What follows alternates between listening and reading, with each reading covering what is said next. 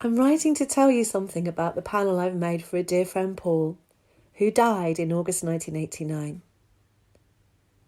Paul originally came from a small village in the heart of Kent, so the not very skilled depiction of oast houses and a hop plant on the right of the panel represent this aspect of his life before moving to London.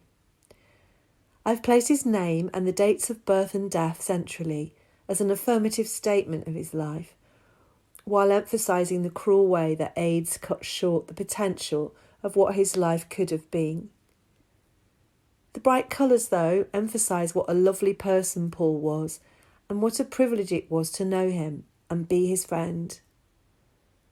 Even now, after nearly 5 years, I think of him often, and in particular, I see people who resemble him in passers-by and still think just for a second that it's him I see. The other way I'm reminded of him is in the development of world affairs. He'd have been thrilled at the downfall of the Berlin Wall, and in particular the events in South Africa would have been a source of joy. Almost from the start of the London Gay Switchboard, as it was then known, Paul volunteered his services and continued right up until the onset of his final illness. So it was serendipitous that when I finally plucked up the courage to show the panel to Paul's partner Chris, he was able to offer a contribution from the Switchboard t-shirt, which now appears on the left hand of the panel. I added the photo because Paul was such a handsome man, and the photo taken by Chris in Morecambe Bay in 1989 at such a characteristic age.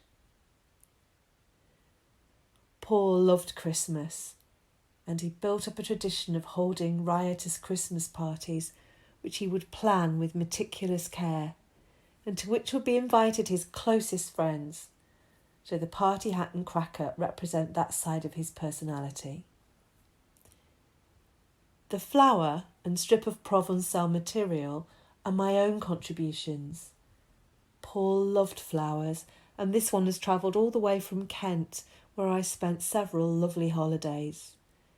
The material came from Saint-Remy, where again I've had super times, the first of which was with Chris the year after Paul died. Tough Ted was Paul's constant companion throughout his last illness, and the material was from a favourite shirt of Paul's, which Chris kindly let me use. I hope the panel can be accepted for inclusion in the exhibition in Hyde Park next month, and that it can take its place among all the other panels which make up the British quilt.